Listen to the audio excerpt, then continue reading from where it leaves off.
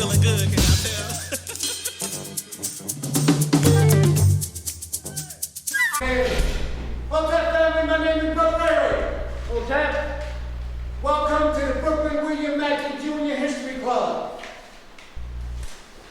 We meet here every other Wednesday in honor of William Mackey Jr., Louis Ray Rivera,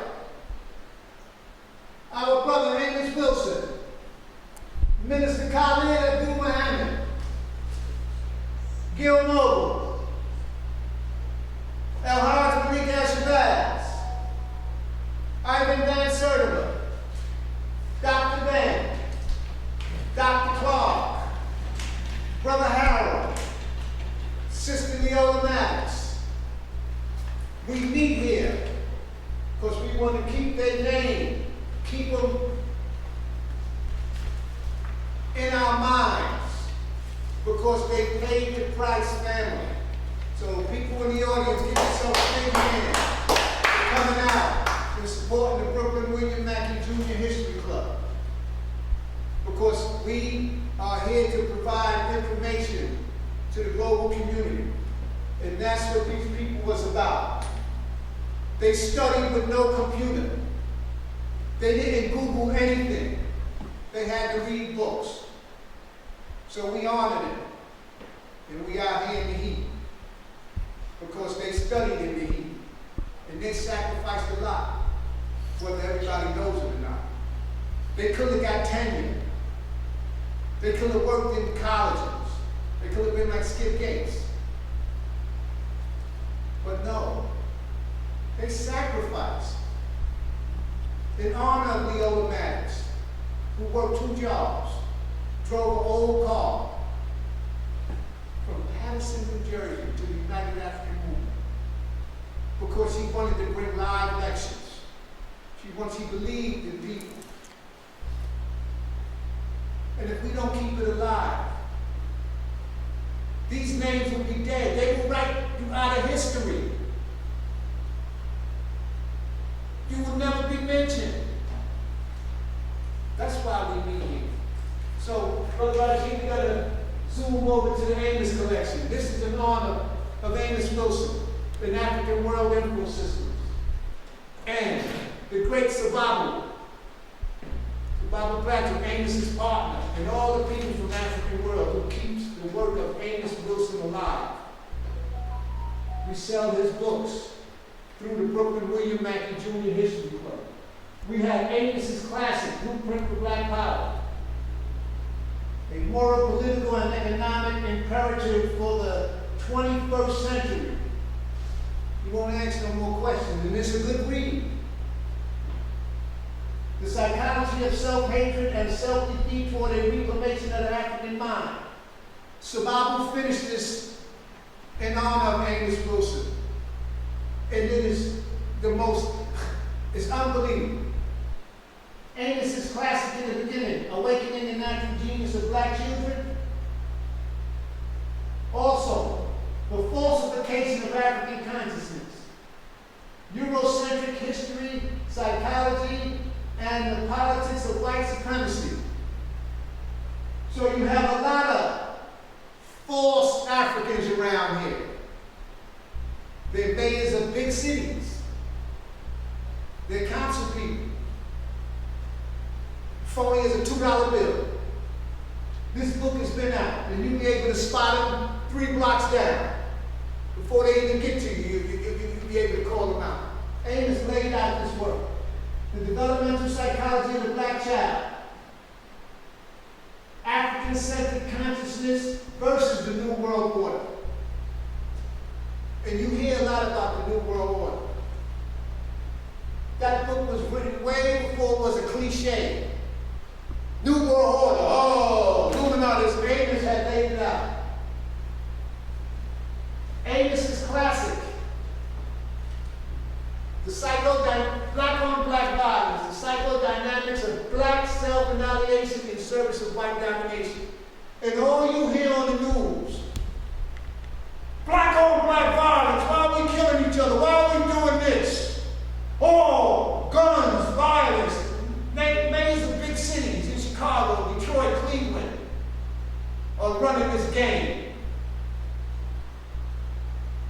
nobody has picked up black on black violence and see how we can become. Classic that Ames put out. And that's all you hear on the news. African World Influence Systems, the Brooklyn William Mackey Jr. History Club. We have S.A. Kamiani, Distorted Truths, the Bastardization of African Cosmetology, and in honor of Louis Ray Rivera. And he used to come down here to Mackey's and speak for hours. Come out the project, Marcy. Jazz in Jail. This book is in honor of the great Louis Ray Rivera. So we have these books. Now I got a couple of them that we have here. We have The Unspoken Truth, Our Racial Divide by Carol Alexander. The Invention of the White Race by Theodore Allen. In honor of Big Harold. The Transfer Agreement, the untold story of the secret pact between the Third Reich and Jewish Palestine. Dr. Randy Short, The Impact of Religious Slavery Revealed.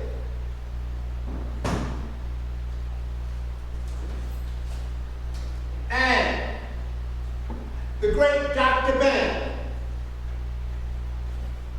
black man that is now in his family. Didn't have no laptop. Didn't have no computer. Didn't have no Google. Dr. Ben laid it out about our family. We have it here. This book is unbelievable.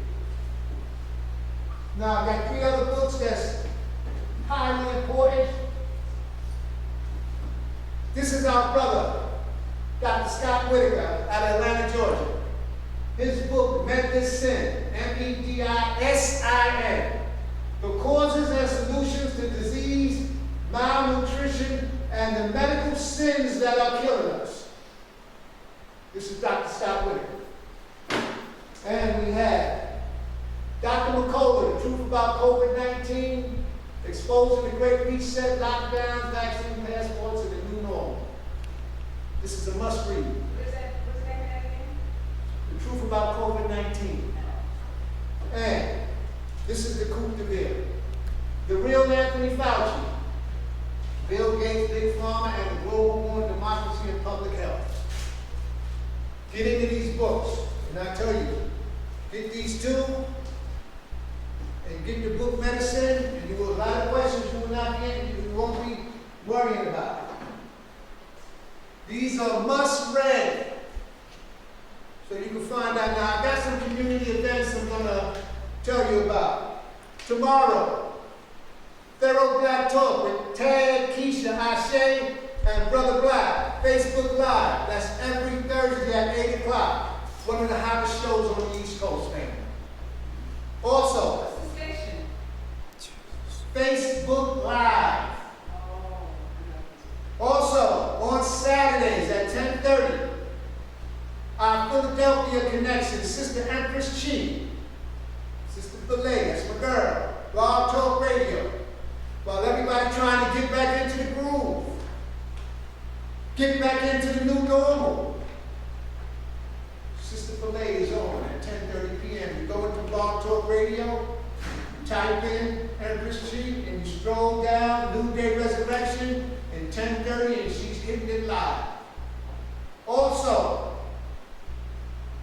on Mondays at 10 a.m. in the morning, Kalmati Live, The Irritated Genie, Sankofa Revolutionary Radio, WSYPL 95.1 FM, out of Montgomery, Alabama.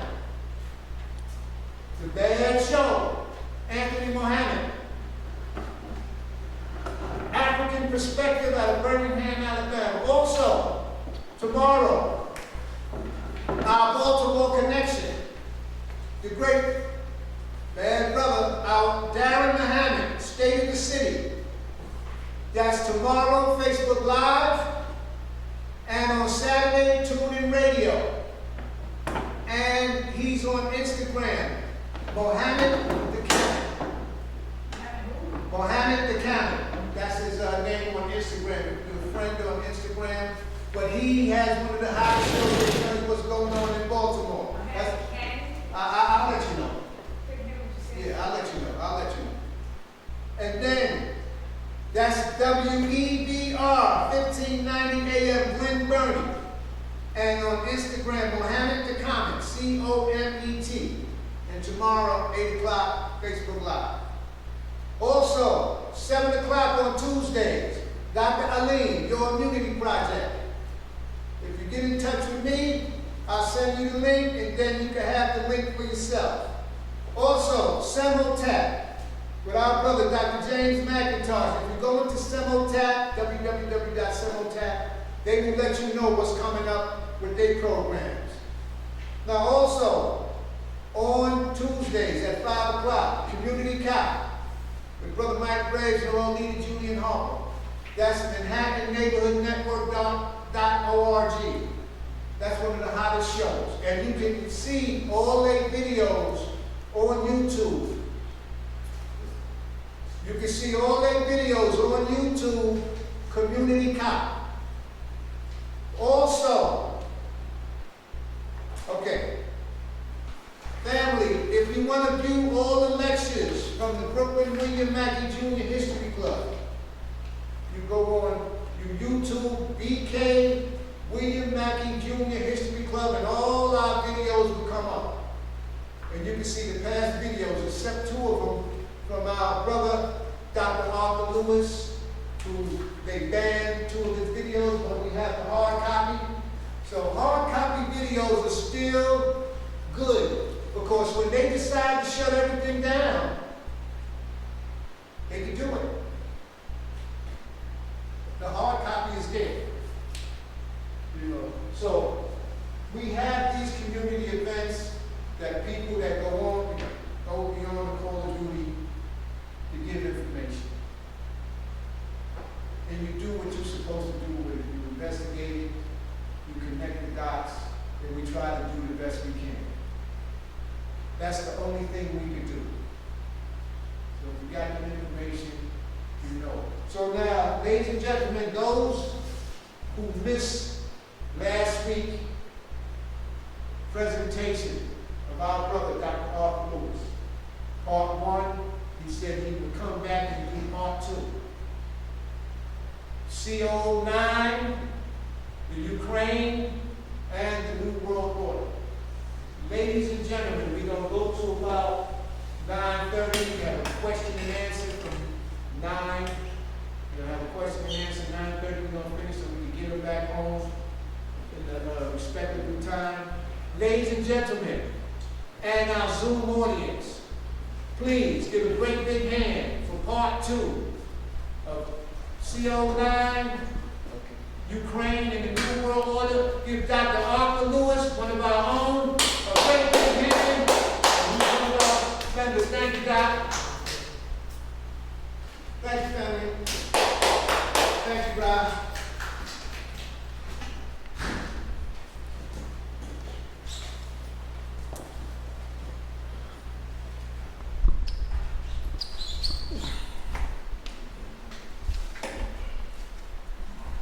I thank Brother Gregory for the presentation, and I thank all of you who are present now to represent yourself and to meet with me and I to meet with you so that we can exchange information.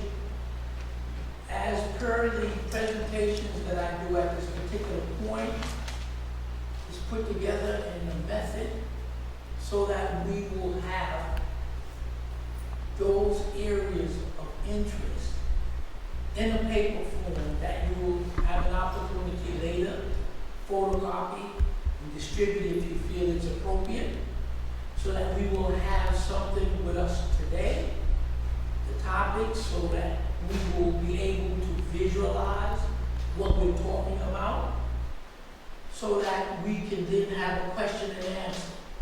And as Brother Weary mentioned, it's very important that we have these types of sessions and groups so that we can pass on information have discussion, to talk about topics that we feel are important to the African community on a global scale.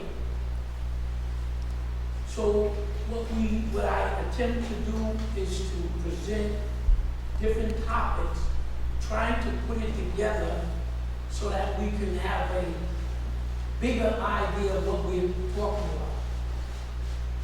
Today's talk, as we normally do, as I normally do, we have 6 pages that are in the handouts.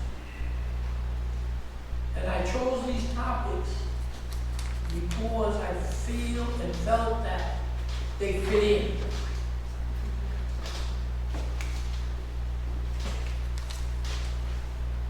When you go on different websites, you're given information.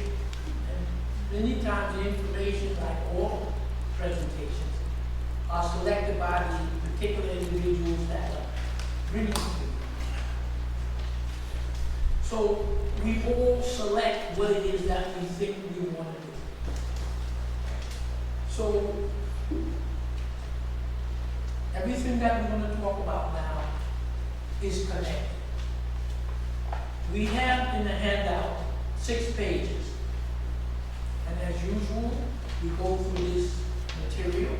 I read it, and the purpose of reading it, as I indicated, is so that those individuals who do not have the handout will be able to listen to the material, jot it down, and do further research if they feel that's appropriate.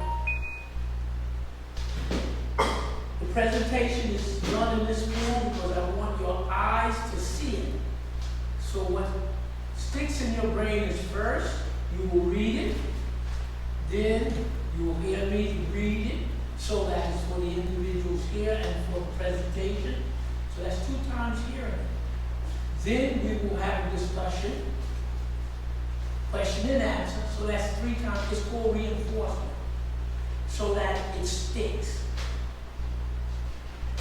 What I want to do, as usual, is I want to extend my appreciation for the individuals that are here and on Zoom to give me an opportunity to come before you to present the material, because it is an honor that you give me, and I appreciate it, so that I'm able to contribute to what we have to say to each other. And as usual, I want to extend my appreciation to the African community globally, and to our Africans as ancestors, and those who are still living, because each is important.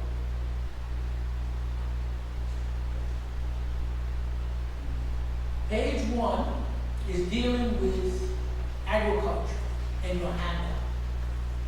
Page 2 is a summary of the Emancipation Proclamation in the United States. Page 3 is a statistic snapshot of Venezuela and the People's Republic of China. The 4th page that you have is dealing with the Bretton Woods Conference, which we will explain.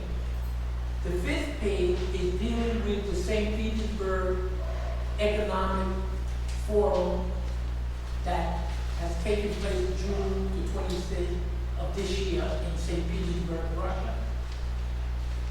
The 6th page has to do with what we call the New World Order. Now you hear much about the New World Order that is put in the newspapers, that's put on TV, and you hear about New World Order, New World Order. And we dealt with the New World Order on a number of lectures, and we're repeating it because it's important to show you that there is a New World Order, and it may not necessarily be the New World Order that is presented to you on the mass media. Okay, what I want to mention, and again, as I'm reading so that the audience can hear, and is reading so that I will be able to present to you the information so that I don't leave any of it out. I want to deal with gene therapy. again, this is information for those who want to research. I'm taking the definition that they presented to the public. And all the information that we have is in the public domain. It's just a matter of putting it together. Gene therapy is defined by the medical scientific community, at least in the West, as gene modification of cells to produce a therapeutic effect or the treatment of a disease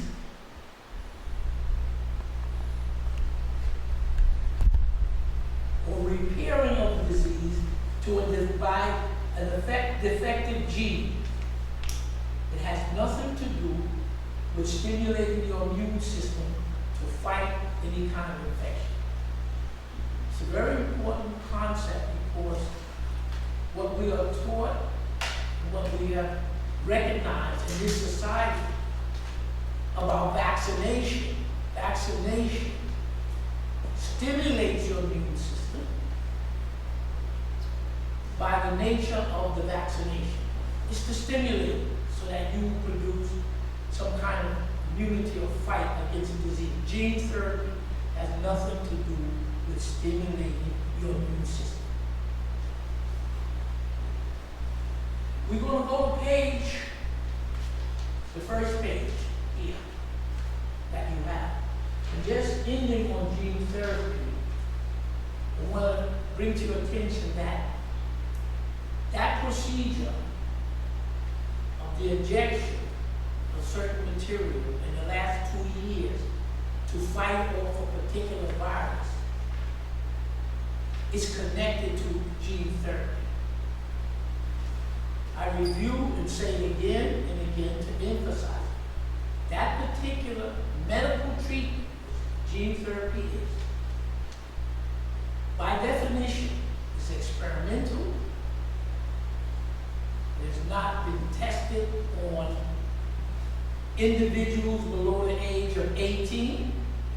It has not been tested in children, not been tested in pregnant women, and not been tested in elderly who have certain preconditions. The reason that I mention it in this fashion because this is what you have to understand when you're confronted with it. It's very, very important. That's why we say it over and over again. Experimental medical procedures, according to the Constitution of the United States and the Nuremberg Code, a person has a right to refuse the procedure because it is experimental. First page, it deals with agriculture.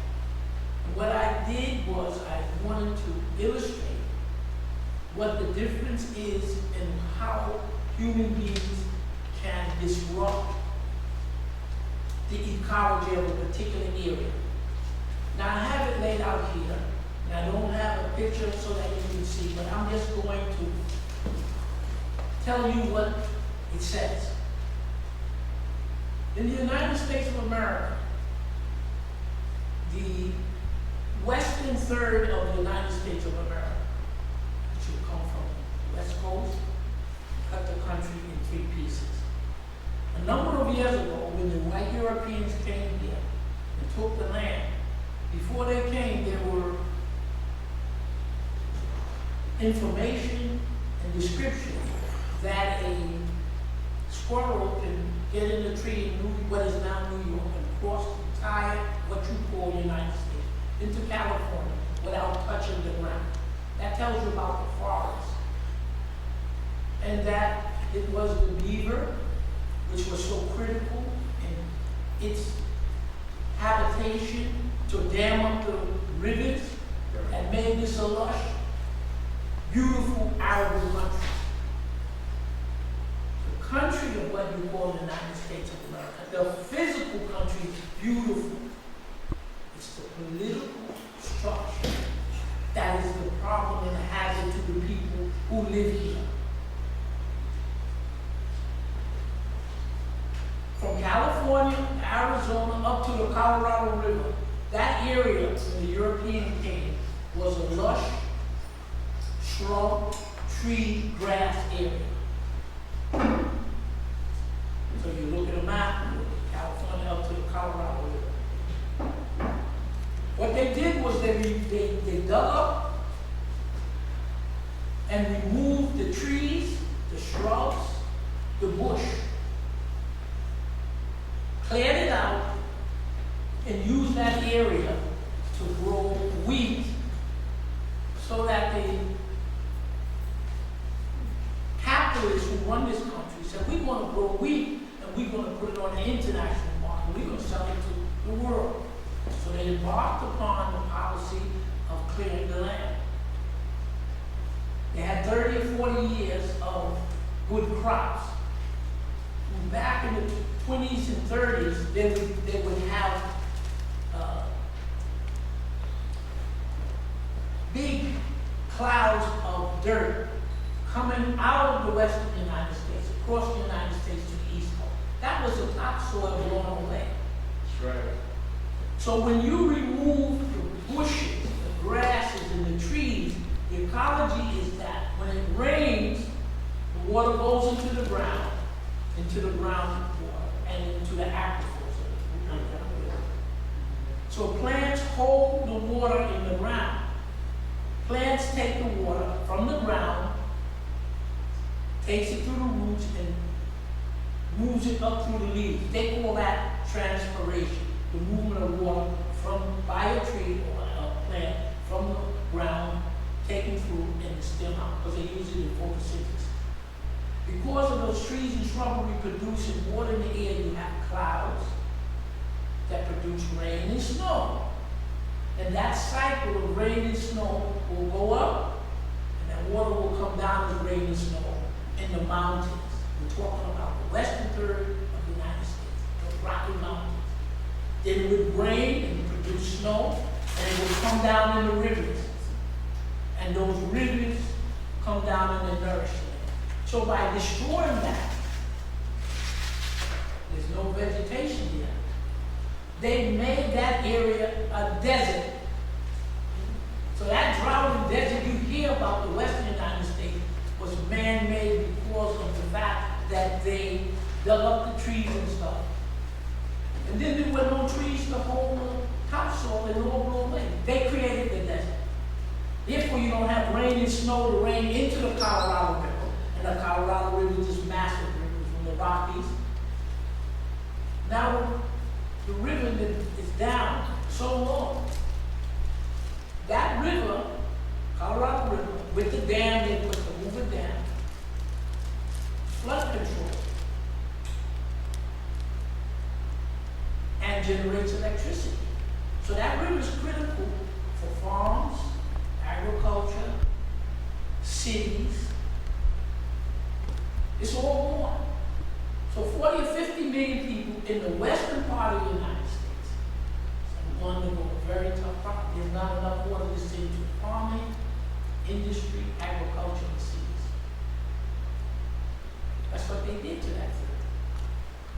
Then they want to go to Africa, Bill Gates, and tell the Africans, we want to repeat this, but it's not going to happen.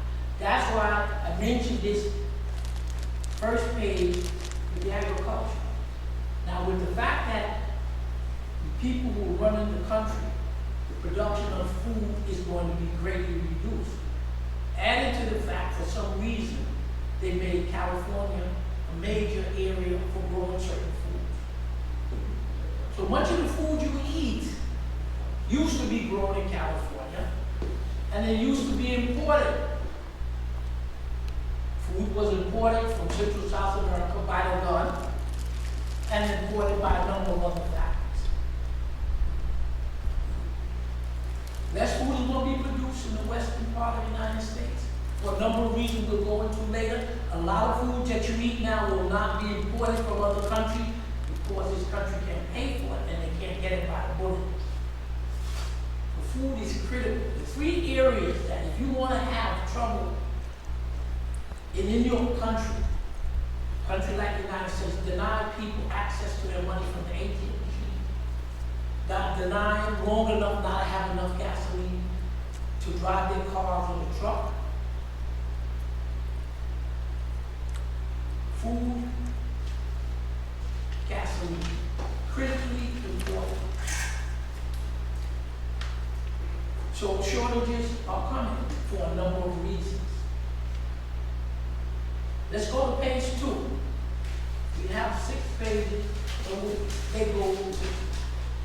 The second page is the Emancipation Proclamation, because you just had Juneteenth. So I'm only reporting to you by me reviewing the Emancipation Proclamation. I'm not going to make a comment about Juneteenth. We can do that later if some individuals do.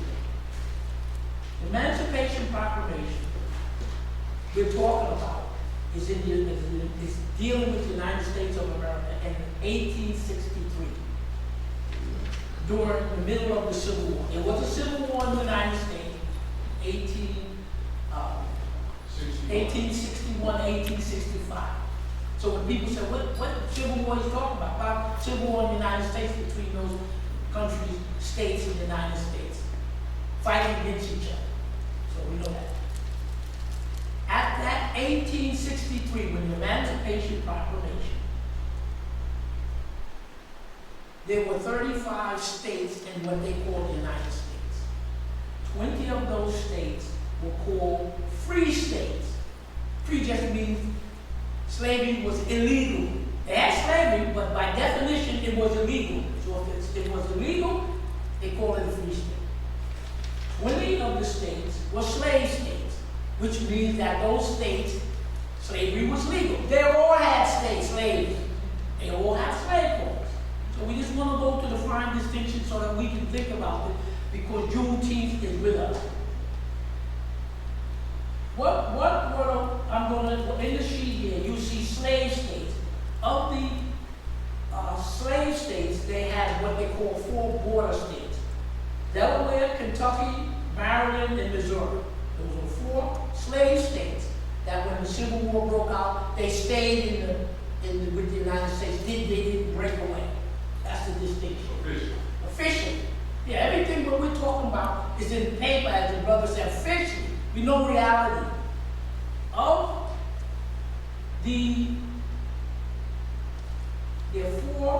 Of the 15 slave states, Delaware, Kentucky, Maryland, Missouri were so-called, they were border states, they stayed in.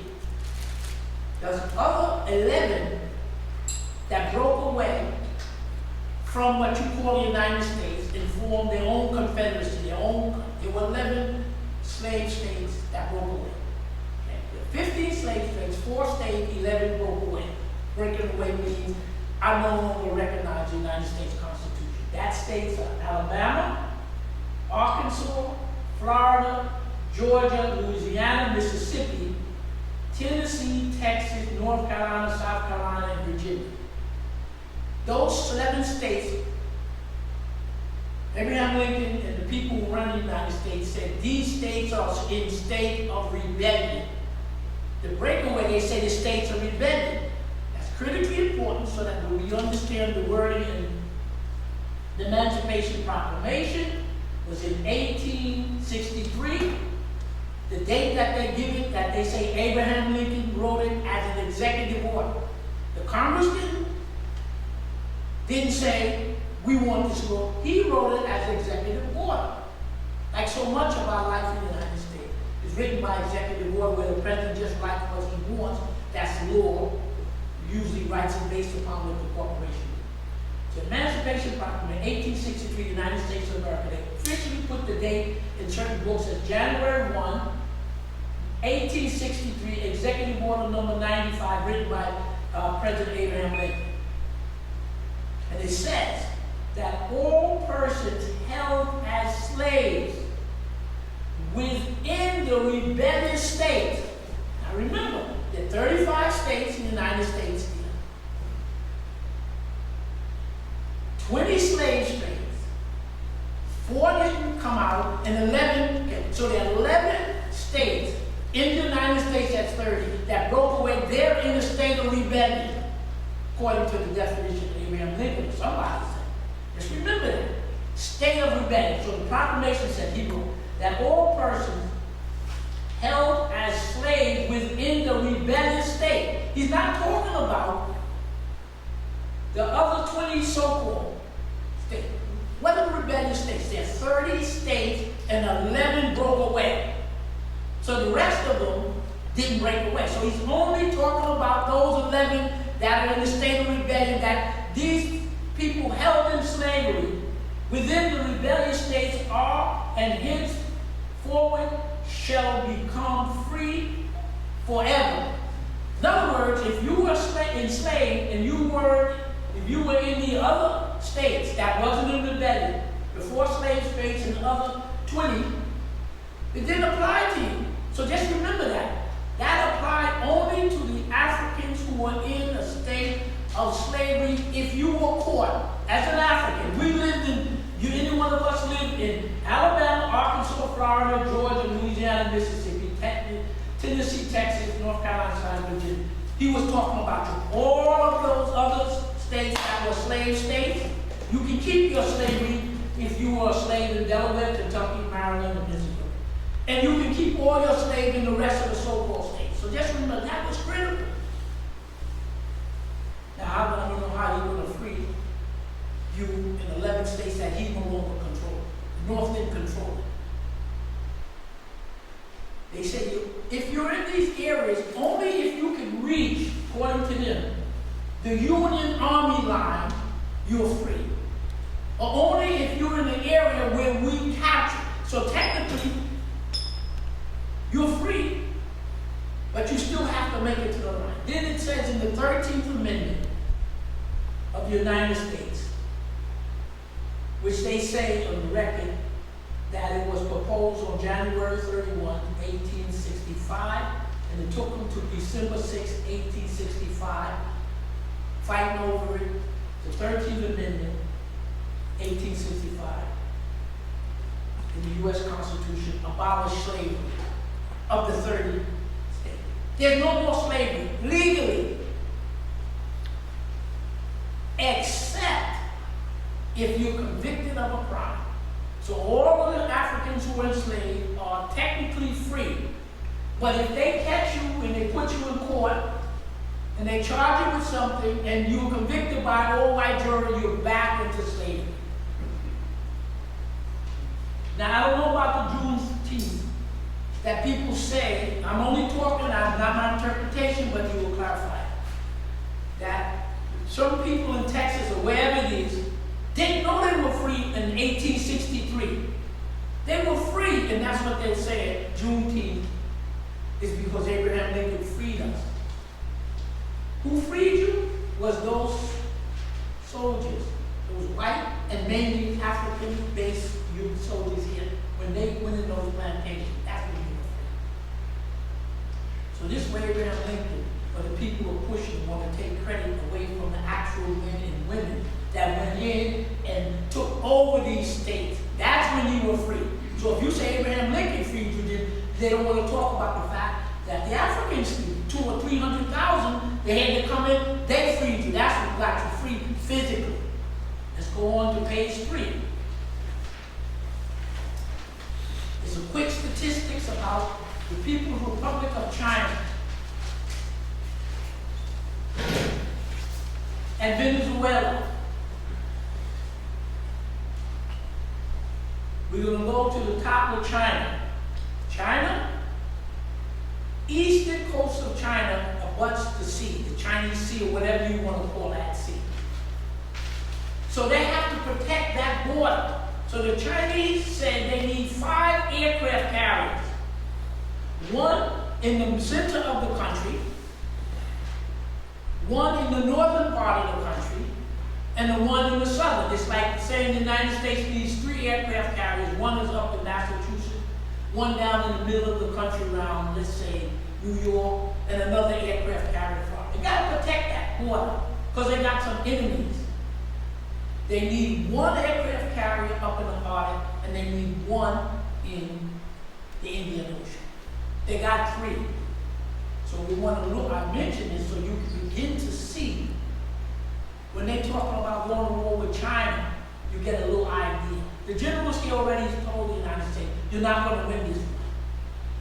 So let's look at what China has put into their military to defend that massive coast. They have what they call the Chinese Maritime Fishing Fleet. They're armed fishing vessels. Their naval patrol, this is not the military. This is China's Maritime Fishing Fleet. Armed fishing vessels. They have naval patrol. They do reconnaissance, search and rescue. The areas of South China Sea. They do law enforcement, and they're connected to the military. They have 300 vessels. Number 8, China has 355 naval ships that's in the record, more than the United States. They have 200 ships, coast guards, 800 merchant vessels, 17,000 fishing vessels out there getting fish because they gotta eat, and they say 2,500 distant water, but China's going around getting fish out of everybody else. And they produce 80% of the ships. The United States don't have anything maritime. They're prepared. Second one is Venezuela. What does it say about Venezuela? President Nicolas Maduro, Venezuela. 2018, 4 aircraft from Russia, non-stop from Russia, landed in Venezuela 2018. 2 of those aircraft was what they call a T-160 bomber, the biggest, most advanced bomber in the world. 2 of them. A company that was a third airplane, you find all this online, I'm not making this up. Third airplane carrying personnel. And the 4th airplane carrying cargo. Now, I just want to mention that when Venezuela was having trouble with the United States, you had 4 countries that came to sustain it and help it stand up. You had China that dealt with Venezuela when it came to the economy, buses, business, stuff. Russia assisted in the military. Iran assisted in helping them restore and build their oil industries. So they say what Venezuela has the largest known deposit of oil. That's what the United States was stealing. So Venezuela is now helping them. They're all helping, but they're concentrating to rebuild their oil facility. And Cuba supplies the medical and security. One time they said there was 45,000 Cuban troops there. And in the 90s, when Trump and them said they're going to invade, so they said they moved 400,000 troops there. That's why they didn't invade, because they were militarily prepared. Venezuela's president, Maduro, he and his group took a trip, the beginning of July to the end of July, to an African Eurasian trip. Venezuela visited, talked to, connected, and did what they had to do with Algeria, oil, Turkey, Iran. They signed a 20-year contract with Iran, Iraq, Qatar, Kuwait, and Azerbaijan. Now this is a group of countries. They all connected with the oil. That OPEC that they used to have, they call the 7 sisters, where the United States and the Europeans had the 7 largest oil companies that control most of oil. Europeans don't control much of anything anymore. The Africans and Asians and South America, they can control it. So they're hooking up. Venezuela's not hooking up with the United States. They're hooking up with Asia and Africa. Before Chavez came, the biggest problem the United States had with Chavez is because Brazil, under somebody help me, the one they arrested. Okay, well, it'll come to us. President of Brazil, they put this new icon, most of our President of Brazil, Chavez, Venezuela, and Colombia, they all want to hook up. They had to break that up, but it's coming.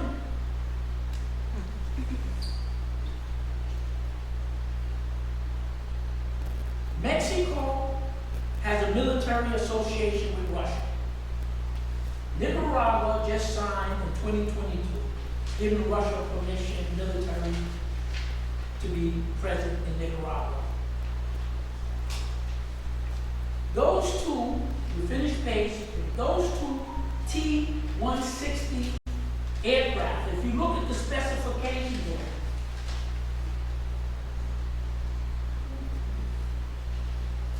they travel, they move faster than the jet fighters. The jet fighters can't catch it.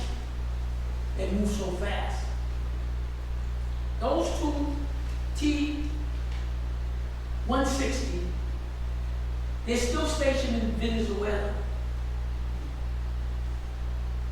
They say that those Russian bombers periodically flights past Florida, 50 miles away from Florida, up the East Coast. And they said they don't even send the jets up because they can't catch it. Specification says these T-160, they carry cruise missiles, conventional and nuclear. Venezuela is only about 1,300 miles from the United States, traveling at 1,300 miles. Don't take it much time to get up here. So one could speculate, only speculation, that those two fighter bombers, if necessary, could probably wipe out the entire Caribbean coast of the United States from Mexico to Florida if they wanted to. So I believe, it's only a belief, that that's part of Venezuela's insurance. They're sending a message to the United States. Russia says, there are always submarines on both coasts. So they're telling you, anything happens, everybody's getting it. We go to page 4. We're on the Bretton Woods Conference. I'm pretty sure these topics are covered every day on the Daily News, right? Yeah. Yep. The Bretton Woods Conference is the foundation of what you call the New World Order. Remember we mentioned the World Economic Forum, a white, male, predominantly Christians from the United States and Western Europe. They are your big bankers and your big corporate, the one who run the domestic and foreign policy of the United States and Britain and England, France. That's the clique. You're going to see the clique who sat down at the Bretton Woods. Why is Bretton Woods important? Let's read directly out of what's in the public domain. I didn't make it up. The Bretton Woods Conference started at 7/1/1944, July 1, 1944. It ended in July 22, 1944. It was conducted in New Hampshire, Bretton Woods area, New Hampshire of the United States. The official title of, this is World War II. World War II just finished. And the official title of this conference was the United Nations Monetary and Financial Conference. The UN was put this on, but the UN was started, structured, and controlled by the United States, Britain, and Western Europe. 44 allied nations. Who are the allied nations? 730 delegates. And what were their goals? To ensure exchange rate stability, that currency. To prevent competitive devaluation, the white empires, England, France, Germany, all competing with different things. To promote economic growth for all. The United States, Western Europe, growth on the backs of the African, Asian, and Central South Americans. To set up a new system. And this is what they agreed to. They agreed to a series of new rules for post-World War II international monetary system. The British were the powerhouses of the colonial era. They came in the 1900s. They were the colonial power. They had all these people under colonies. And people were using the British power. That's over. you're going to now use the US dollar as a reserve currency. Because the US is a top dog, comes out of World War II with the largest military, the largest economics, and we want to use our money. What came out of it when they met? You see the pictures where they're all sitting down and meeting, and then when you see who's there, you'll see who the clique is. Who's pushing the World Economic Forum? Are these people's sons and daughters? Sons. The one who come up to you and you see Klaus Schwab and you see Bill Gates and them. These their fathers and grandfathers who making the new world order up. Now in the image of the United States of America, because we the biggest. Okay. What did they accomplish? The IMF is the International Monetary Fund, headed by the United States. And that's that bank that they're going to use for all of the non-white countries. And when you want to know to develop something, you're going to come to us. That's IMF is the World Bank for the United States and Europeans. And the World Bank for nobody else. The World Bank for Reconstruction and Development, that's the one who will actually do the reconstruction. So in other words, I want to build a dam. I go to the IMF, borrow the money. Just like the banks here. They write a note, okay, you owe us, this is going to cost you $1 billion. I turn that note over to the World Bank. U.S. is a IMF, International Monetary Fund, and the World Bank is the British. So you and I, we're going to build a dam in our country, so we're going to go for the money from the IMF, they write up the note, and then the actual reconstruction will be turned over to the World Bank. You're going to owe $1 billion. But of the billion, 1/3 of the money is going for development and architectural plan. That money goes to the World Bank. All of the people who's going to do the work is going to be white workers. So 1/3 of the billion is going to the paperwork. 1/3 of that $1 billion is going to be paid to all the white construction workers coming out of Europe. And 1/3 of the billion we're going to use. They're going to tell you what you're going to build in the country. We're going to build dams. We're going to build electrical system. We're going to build roads. Why? Because when it's all done, you have a $1 billion note. You can't pay the $1 billion because you got to pay it in U.S. dollars. You got U.S. dollars? No. I'll tell you what we'll do. This is what we're going to do. The way you pay us, you see that roads that you're paying for, that dam you're paying for electricity? We have some businesses in Europe and America we want to set up.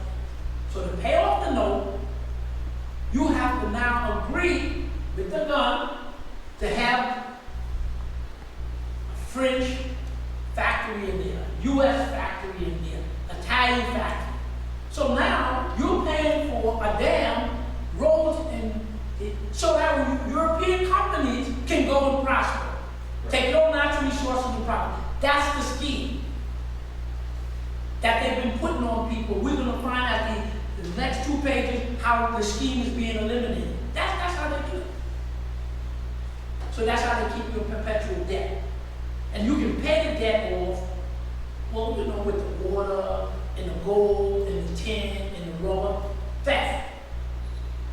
So they kept us in this position. How you gonna get out of it? You ain't got the gun. That's why they're killing leaders and doing everything.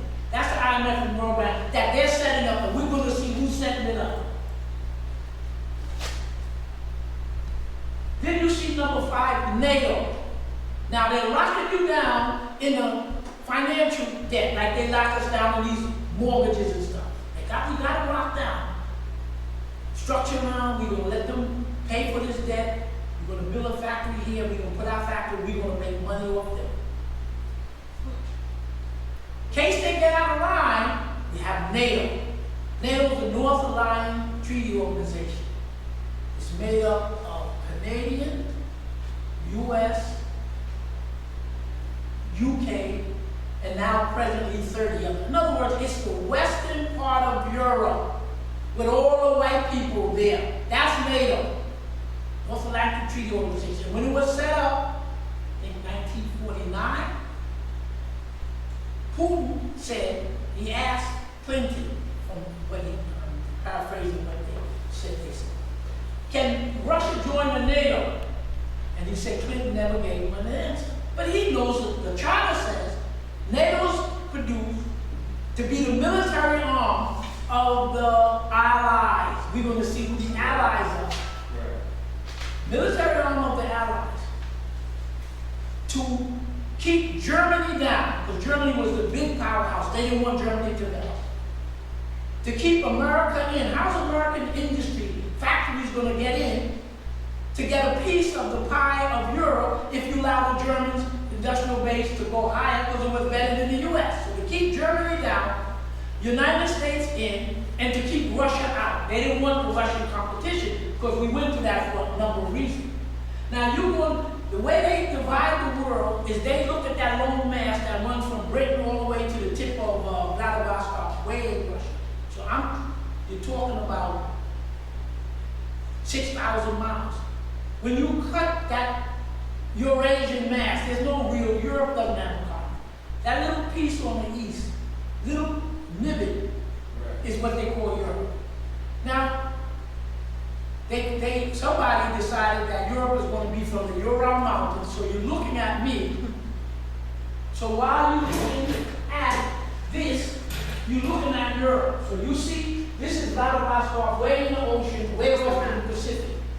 You come across the Eurasian mass, and you come to the west, where Britain is in the Western Europe.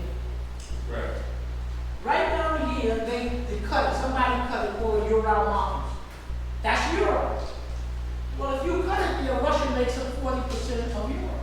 Now, how are you, United States, because you're now the top military leader at this point. You only had the Constitution of 1797 or whatever it is.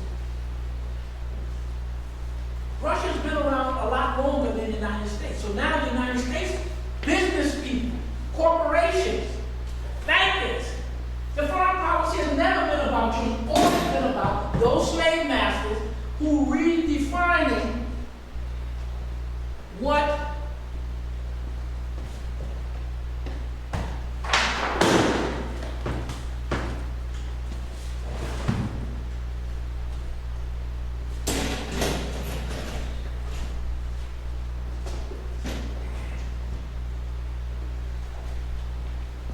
we can go later on because Russia built up everything. So you got, this is in the Pacific, the end of Vladivostok. You come all the way across this landmass. We're traveling about 7,000 miles from here. You go along here. This area is so-called with this projection. Russia stops here. Here. This projection is not fully the way you look at it because the Democratic Republic of Congo is bigger than all of Western Europe, so it's kind of still distorted. So the United States creates the head of NATO because they want to get into Europe because there's business there. But the white business person from the United States can't get in to be the big guy as long as Russia is there. And to keep, so the NATO charter is to keep the United States, get their foot into Europe, keep the Germans out and the Russians out. And we went through the other day time how they plotted against Russia and how they want to keep it down. We documented that. See? The landmass here. When Putin came in, the Europeans had what they call the G7. The G7 was the United States, Canada, Germany, France, 7 of the biggest economies in Europe. That would be Britain, US, Germany, Italy. And they decided to add Russia as a G8. But with Russia, as we said before, have so much gas, oil. Europe gets from Russia. The Europeans get their food and minerals from two sources. They buy it from Russia and they steal it from Africa. That's how they got it. But the stealing is going to be cut. So now that they embargo, Russia supplies oil and gas. We went through the minerals, food. Putin said, why start a war when you can't feed yourself? So the Europeans get their food from Russia, they buy it, and they steal it from Africa. They get their minerals that they need for production from Russia, they buy it, they steal it from us. They get the food from Russia, they gotta buy it, they steal it. So Europe is what it is from the theft of Africa. It's always been like that. So that was NATO. The United States says NATO is a defensive, it's there to defend us against Russia. Then why the hell did you bomb Libya, Yugoslavia? Why did NATO attack Afghanistan? So everybody knows who look, trying to keep understand NATO is the military arm. Now, as we finish out page 4, let's see what happening here. Now you have the United States, the strongest country, 1944, with the biggest military. They have the biggest industrial base, and everybody's using their dollar.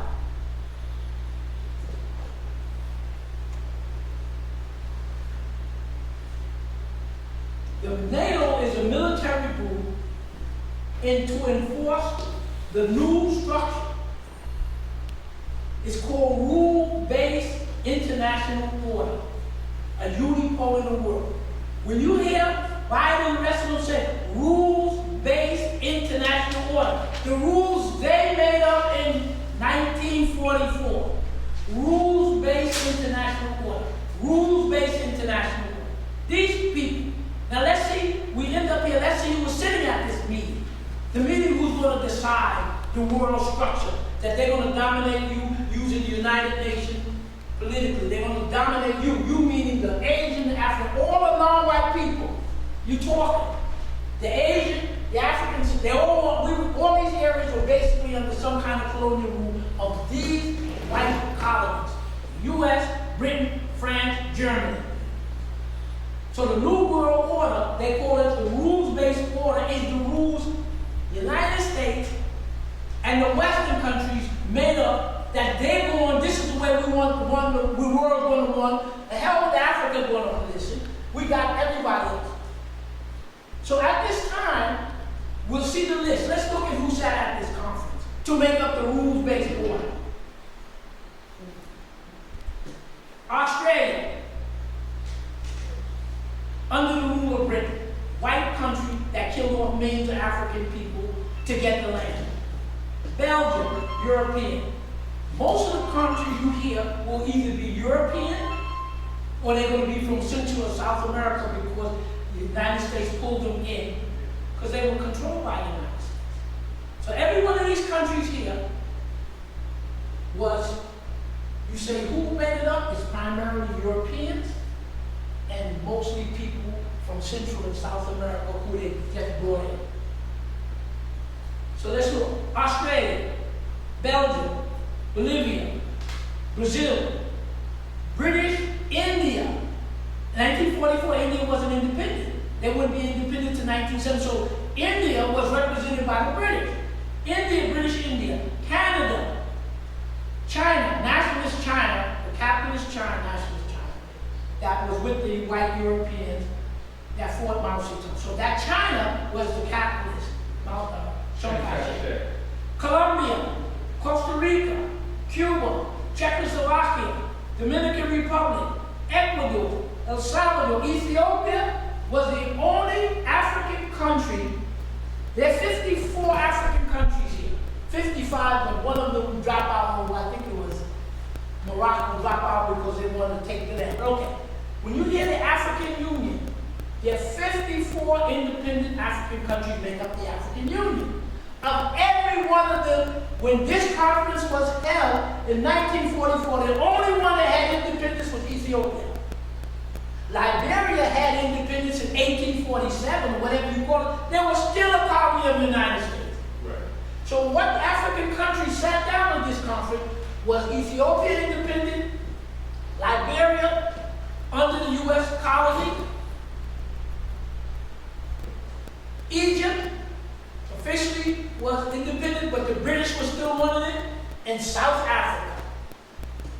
White people were running it at that point. We didn't get independence to what, 1995? So of the countries in Africa, Ethiopia is independent. They just fought off the Italians. Egypt was there, but it was whoever their puppet was.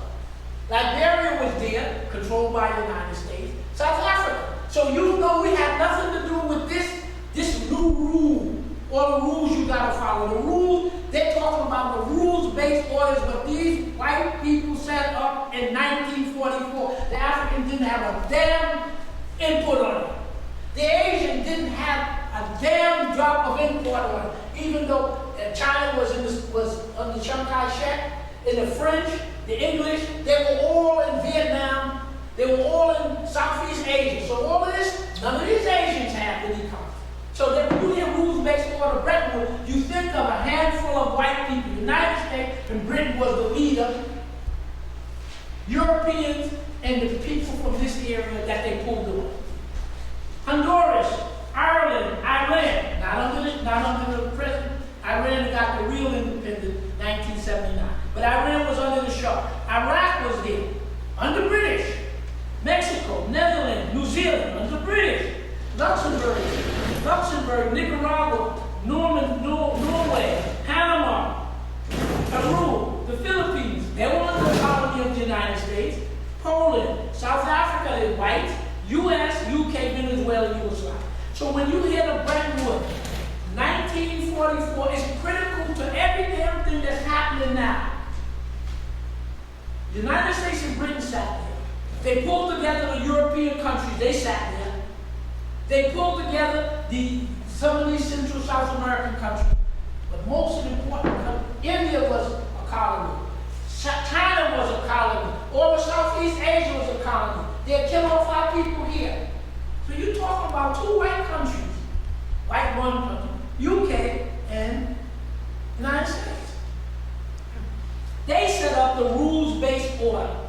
And it was the World Economic Forum we hear, the Bill Gates and the rest of them, their fathers and grandfathers set up this world economic, where the United States has a right.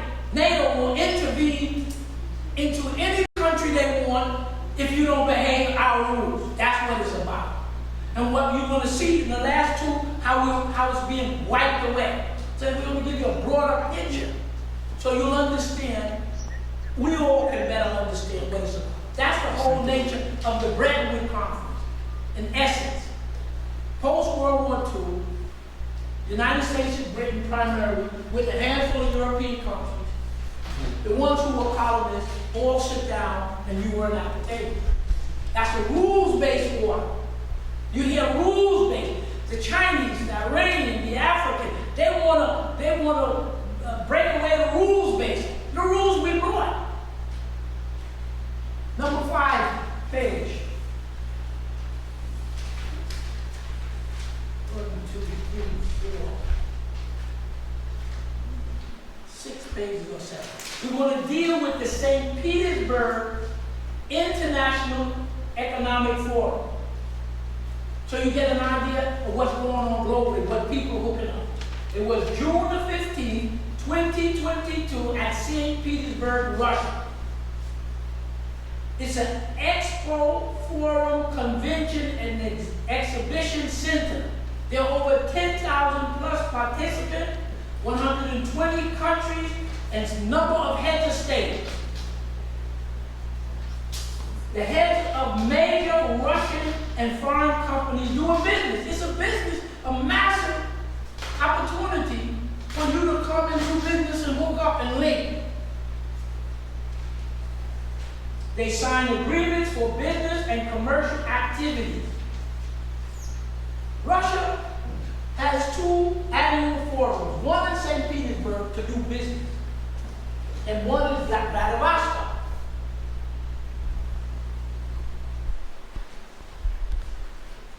Previous forums were attended mostly by American and Western Europeans. Russia is a white-controlled country. And most of the people who went to these forums were the white businessmen from the United States and white business from Europe who used to rip out the guts of Russia. But they weren't there. The rest of the world was there, but the Europeans weren't there. Because they can't do business with Russia anymore. So you get an idea of what it is. Previous forum, mostly American and Western European. 2022, who's mostly there? Mostly Asians, Africans, Latin American states. Massive changeover.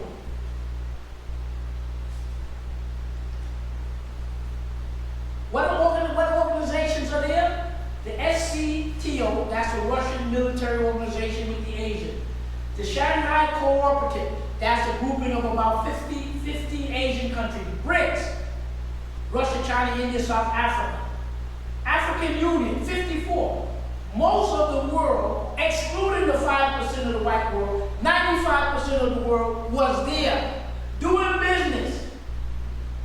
Those white Europeans from America, they want to, well, we just put in a cement plant in Uganda. Uganda need cement? No. Why you white business going to put in a cement factory in Uganda to make money? So that, well, that's over. The speakers was Vladimir Putin from Russia. The keynote speaker was Xi from China. Keynote speaker was President of Kazakhstan. One of the main speakers was from Egypt. Vladimir Putin, Russia. Chinese Xi. Kazakhstan, the Asian. And he pulled in Egypt. Egypt was representing Africa. That's the world. The world isn't the United States. The world isn't Britain. The world isn't white people. They blow it up. The BRICS nations are Brazil, Russia, India, China, South Africa. The BRICS, the president, it's getting the same ones. You have the president from Brazil, president from China, president from India, president from the African Union, South Africa. We're going down the end. On the lower side here, those 5 countries, BRICS, B-R-I-C-S, Brazil, Russia, China, India, and South Africa. They represent right now 40% of the world's population. 5 times. 25% of the world's GDP, 18% of the world's trade. This is what the Europeans used to own and control when they had you all as colony. But now you don't own the colony. You got guns. You have weapons. And you're going to find out how, when we finish up, you break that economic link they have on you.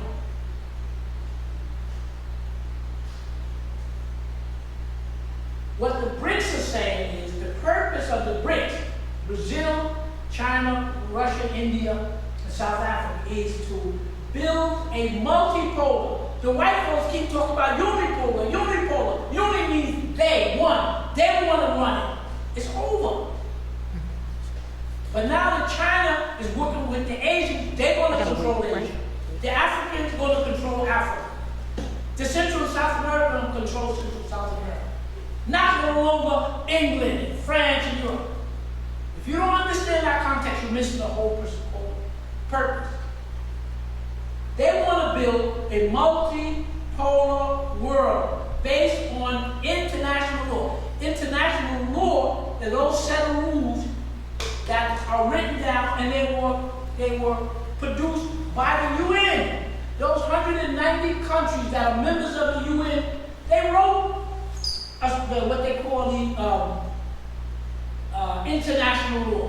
International law, whether you like it or not, at least had the input of the Africans, the Asians. Every country got to put it. So when you have economic, international law, with explore, it's a compilation of all the people on earth with their suggestions. This is how we want it to run. Not with England and France telling the damn world what they do.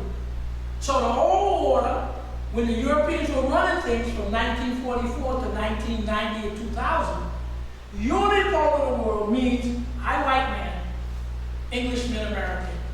We're going to tell everybody what to do. We set these rules. International law is that set of rules set up by the people in the United Nations.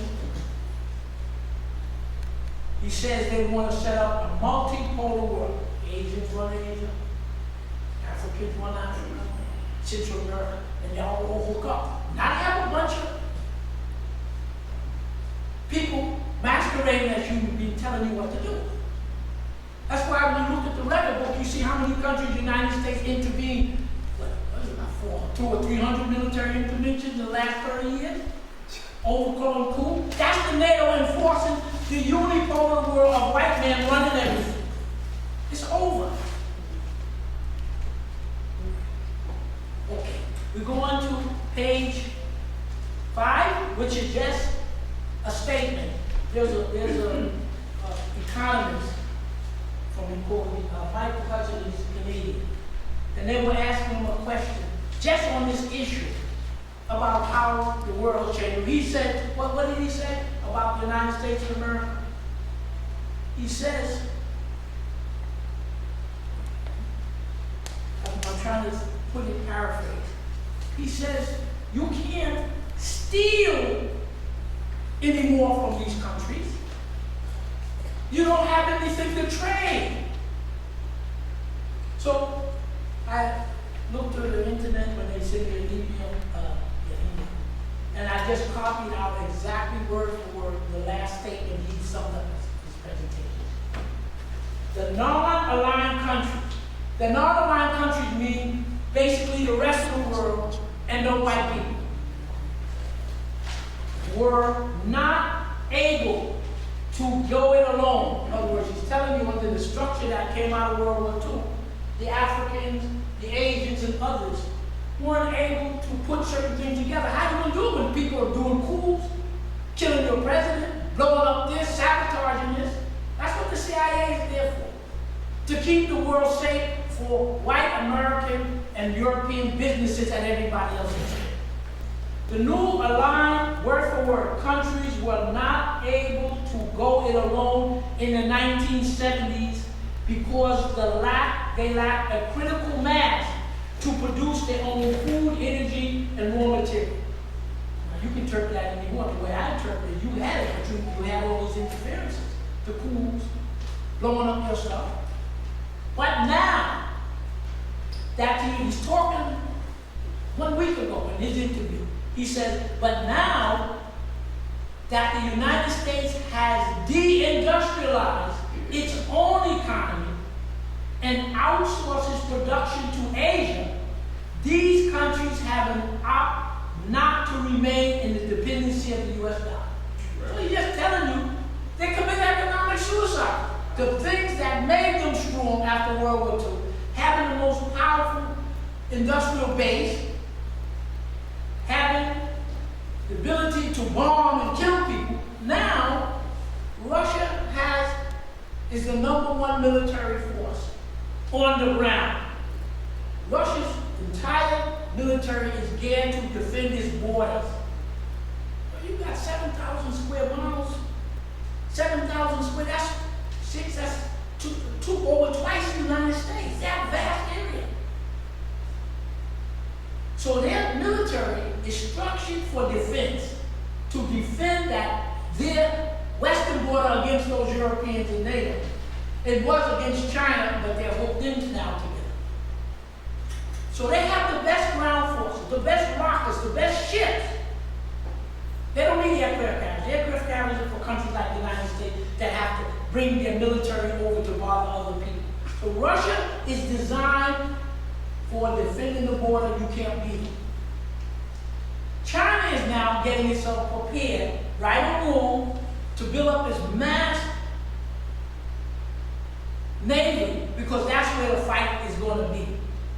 So you can't beat China. The United States is not going to be able to beat China in any kind of war when you talk about the sea. And nobody's going to beat Russia. Russia is in a conflict with NATO, with what you call it, Ukraine, and the United States and NATO. How come they don't step in? who got the best land off.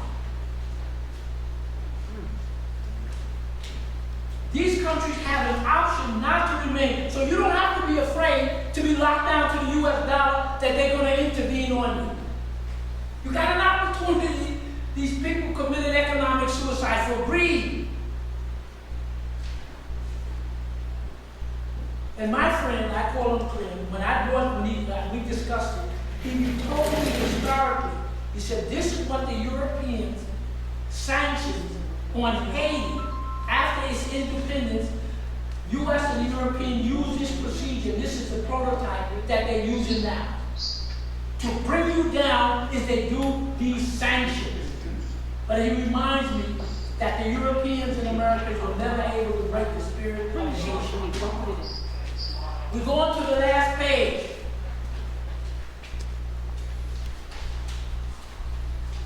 (2022). Okay, so now you hear in the news, because they control it, World Economic Forum. Powerful white businessmen and bankers and corporate leaders in the United States, in Great Britain, in Germany, where they'll click. It's the Five Eyes. New Zealand, Australia, Canada, U.S., New Zealand, Australia, Canada, U.S., and Britain. That's the Five Eyes. That's that click that was there to give you the so-called rule-based.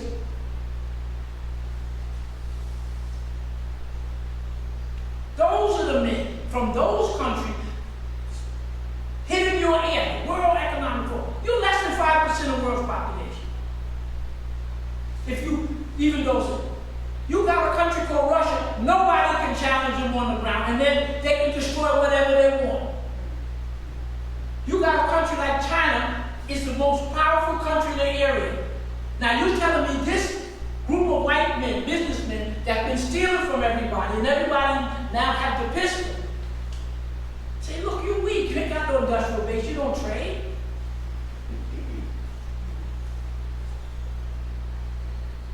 You outsource everything. You made Asia the industrial center of the world, and it's going to be in Africa in 20 or 30 years because Africa got everything. 1.4 billion people. I don't know if it was here, we calculated that about a third to 40% of the world are African people. 1.4 billion in Africa, another 200 or 300 million in India. India is African. We don't run it. 100 million plus in Brazil. Then you add up those Africans in the United States and the Caribbean stuff. We have at least 2 billion. We have at least a third of the world's population and making the most babies.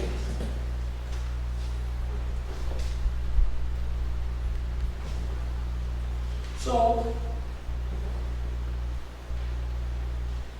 they're talking, in my mind, they're insane. And nowhere in the world, your little clique in Britain, U.S., Germany, and Canada, less than 5% of the world's population.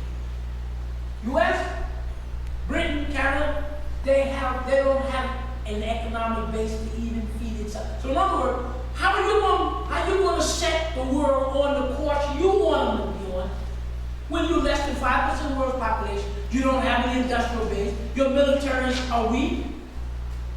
But you're going to be the World Health Organization. What are you talking about? Yes, you need the World Health Organization to try and push your agenda. But we all know the World Health Organization gets its money from the U.S., Bill Gates, and the UK. Africans don't. But like he said, we now are in a position that you don't have to be intimidated by the fact that you don't have to use the U.S. dollar, or they're going to come and invade you again. So we wind down and we say, the New World Order, and the reason I call it the New World Order, economically, military, politically. The old world, these guys are talking about the World Health, World Economic Forum, 5% world population. They have the weakest military because of combined military of the West.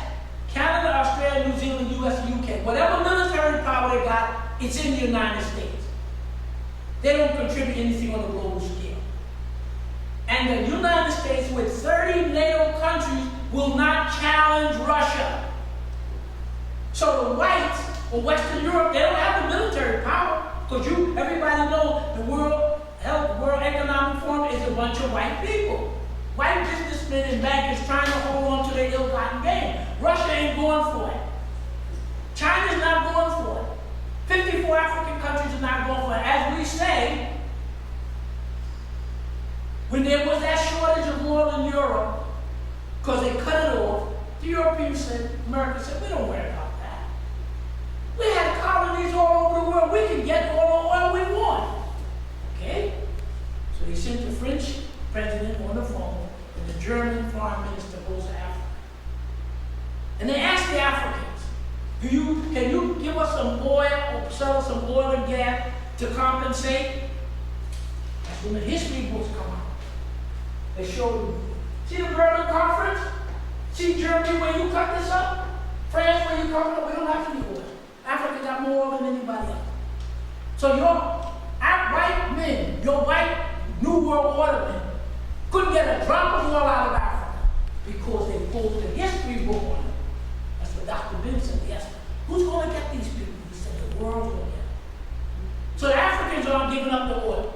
They tell them to go home. They went to Iran to beg for oil. They said, forget it, we don't have any oil for you.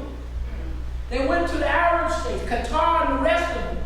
I'm sorry, we can't pump enough oil. They went to Asia. Well, Russia's a big, no oil in Asia. No oil they can get in Africa, gas, no oil in the Middle East. At least we can go to Venezuela. Can you imagine asking Venezuela for oil? After you try to overthrow the government, what do they do? What's the word? They nationalize that, Citgo. You take a multi-billion-dollar Citgo. Venezuela had gold and they put their gold in England. England frozen. So now everybody said, you can't put your gold. It used to be that way when the British were, you gotta get your gold and hell out of here. So Britain is finished when it comes to that security. So what you're saying in essence is, you thought in your old world, you're still thinking in the 40s, 50s, and 60s. They said Saudi Arabia wouldn't even answer Biden's call. You can't get it from the Arabs. You can't get it from the Asians. You can't get it from the Africans. So as I told somebody, this is your friends, your white friends. Let me show you what they are. What they call this? What's up against the wall? Back. Who's back? Your United States of America, your friends, their backs are up to the wall now. Now there's something they need called oil, and you can't run the damn country without it. You can't buy it. That's one of the reasons your gas is going up. Because they have to shift it here to their cousins in Europe. That's right. Okay? So what do you have is you have the Eurasian Economic Union. So let's look at the block that we finished of countries, how they're hooking together. You have the Eurasian Economic Union. Russia, Kazakhstan, Armenia, Belarus, and Kyrgyzstan. The main food basket of Europe is Russia, Ukraine, and Kazakhstan. Kazakhstan in Asia, Russia, and Ukraine. Russia controls all three. Kazakhstan is allied with Russia, and Russia controls Ukraine. So the Russians control the food basket of Europe. And they said, he told them, don't start a war when you can't feed yourself and you can't eat yourself. Regional trade, currency, and organization. You use alternative resource countries. So Russia's saying, okay, what the Asians are doing and what the Africans are doing, this is what they're doing. They say alternate resource countries. Countries that got something. And it's not Europe, USA.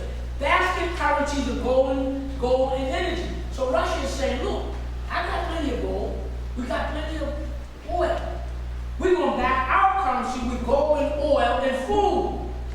In commodities, U.S. currency is backed by nothing.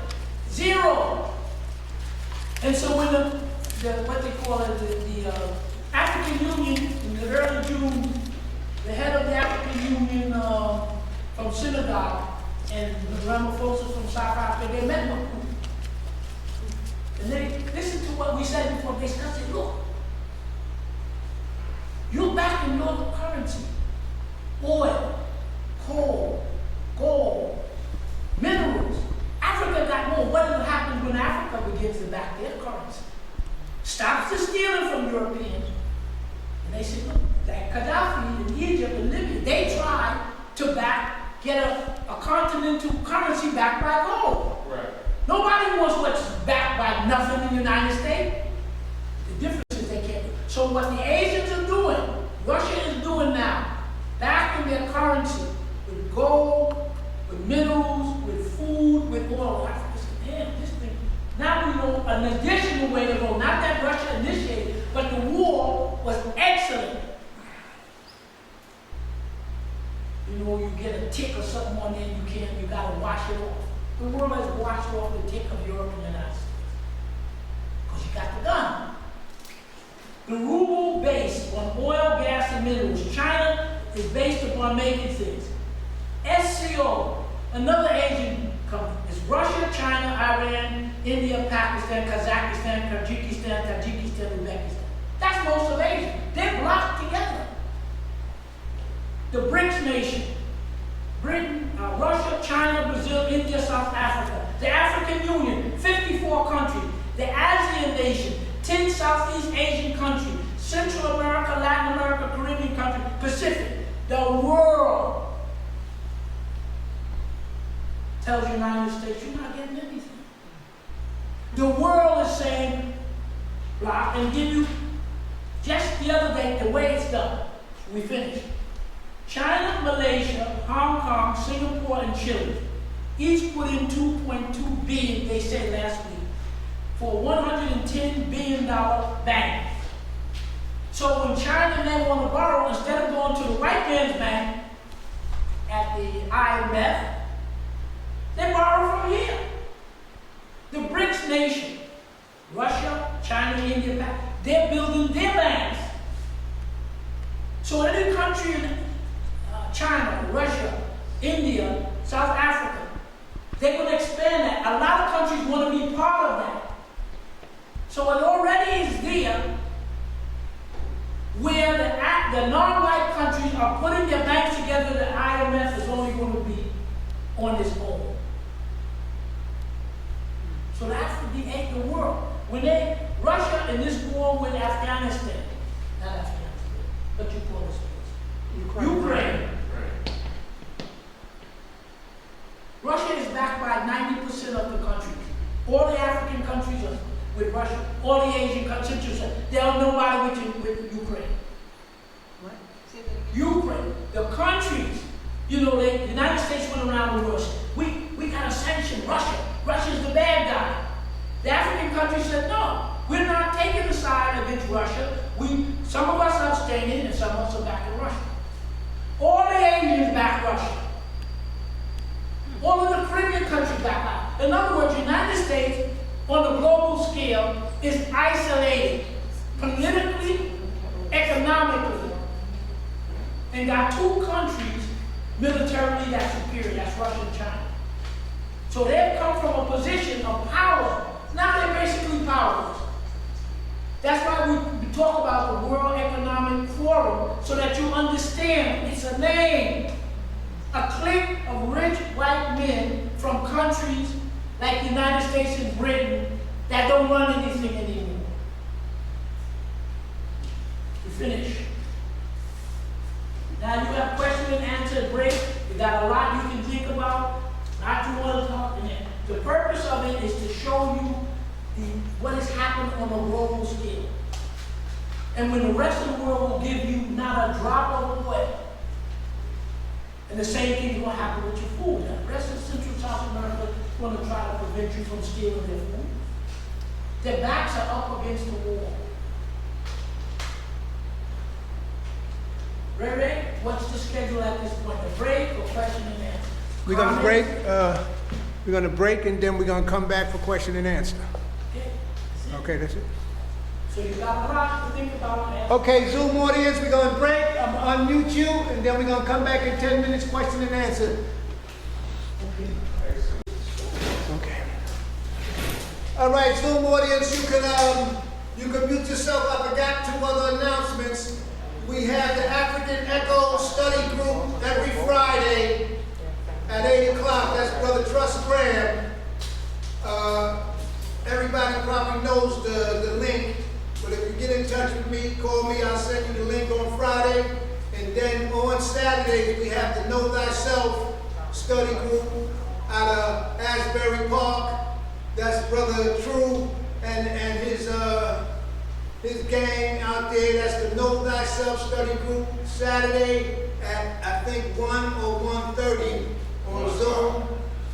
That's an excellent study group. I forgot to announce them in the morning, when we was beginning. So those are 2 other study groups. Put your email in the chat. I'll have it, and then I can send it to you, and then you can send your email to Brother True and Brother Danny, and they will text you every Friday and Saturday when the group is in there doing the psychology of self-hatred, and they're doing the destruction of black civilization. Excellent study group. Thank you very much. We're going to bring Dr. Lewis. Stop! So other than that, Zoom audience, I'm sorry about y'all getting on late, or they mute you in the beginning and I couldn't see. So we'll work on that next week. And again, if you want to see all the community cop and Brooklyn William Mackey Jr.'s lectures on YouTube, you could go to YouTube, type in Community Cop, and also BK William Mackey Jr.'s History Club. So, and the Cash App is in there if anybody wants to help. Just come to subscribe. Just come up with me. I get it all the time. Yo, I Doc! subscribe.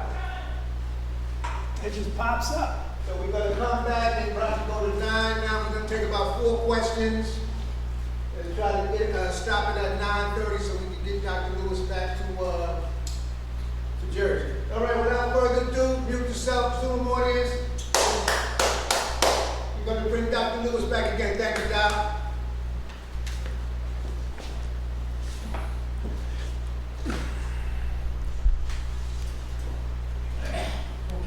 So we presented the material, so anyone who feel like can make your comment, ask questions on how we can do more research. And so it's just expand what we did. This is just an introduction to certain areas so you think about these things. And my basic thrust is to try to look globally at what has happened and look globally as to what is happening, and then we could speculate potentially what could, the world look like, especially the African world, whether it's on the continent and whether or not it's Africans in different other parts of the world. So we open for comments, questions, so that we can answer to each other. Zoom. Yeah, that's a Zoom audience. Zoom audience, go.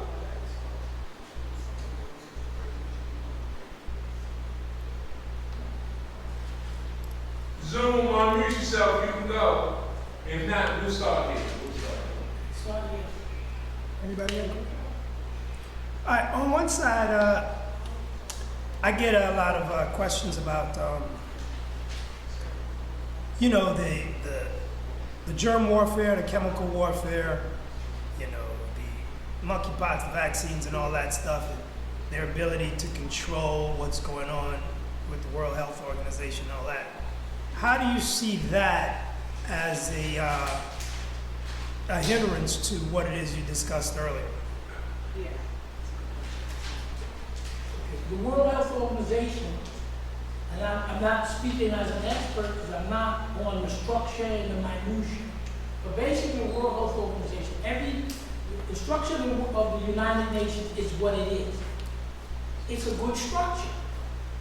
The problem is for non-white, so-called white people. Each of the major sections of the world, of the United Nations, controlled by some like country. So that these important parts, like let's take the World Health Organization, major organization, the UN, set up, whoever wrote it, it's good. But who runs it? If all that funding is coming from the US government colonies, coming from Bill Gates, and coming from UK, I'm pretty sure we could speculate that who is going to chair these committees, who is going to push what, because many people we know, the World Health Organization is structured so that all of the health departments of the world are connected to it. And the World Health Organization, what comes out of that is supposed to be the best thing for the world. Why? It has a prestige. All the people on all the committees are paid by Bill Gates and paid by the US government of Britain. So you're now asking the two major colonies of Africans, Asian, so-called non-white people, the two major ones who have colonies who did genocide, you're going to ask them about, you're going to listen to what the World Health Organization coming from, knowing the structure. That is all structured so that they can push for the big corporate, drug companies and stuff. That's how I see it. Okay, there's a virus. It's a pandemic. So the World Health Organization says it's a pandemic, and it's global. Now, if you go along with that story, then now every country now has to follow the recommendations. The World Health Organization said there is a pandemic. And the way we have to to stop the pandemic is some right corporation in the United States or Europe got something they want to inject in you, whether they call it gene therapy, whether they call it, whatever they call it. That's their recommendation. The World Health Organization recommendation is shut down your economy. Keep your people in the house. Don't travel. So look at the effect that if the health organization around the world listened to that, you would still be locked down. So why are you listening to an organizational structure that worked against you and still works against you? If we could talk about these things, I'm pretty sure the governments in most countries know about these. To me, they know about it because every single one refused oil to the country, United States and Europe, who kicked them in their behind for the last 200 years in colonialism. So that's how they want to use the UN and certain global structure to their benefit. The Europeans want a lockdown. Where did the most severe lockdowns occur? Australia, New Zealand, Canada, US, and UK. That those people who control those countries who want it. But now they want you, China, you should do this to your country. Tanzania, you should shut down your country. Why? Because you say it's a world war, you say it's a pandemic. But the Africans, many countries report, and we don't have it. In 1914. The next time I come, I'll bring some of these documents to you.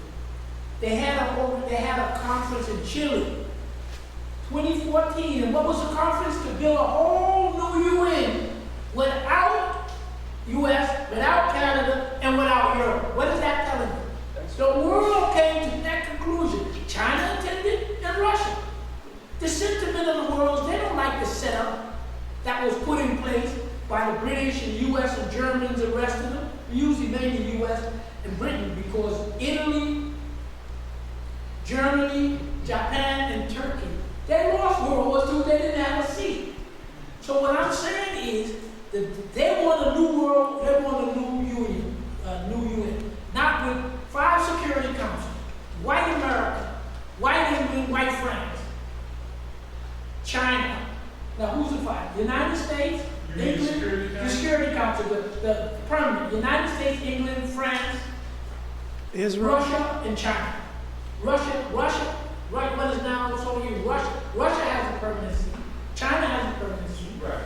So you got 5 of the important countries in the Security Council is supposed to be the most important because they're the ones supposed to make a decision on whether or not there is major friction between countries. And they have veto power also.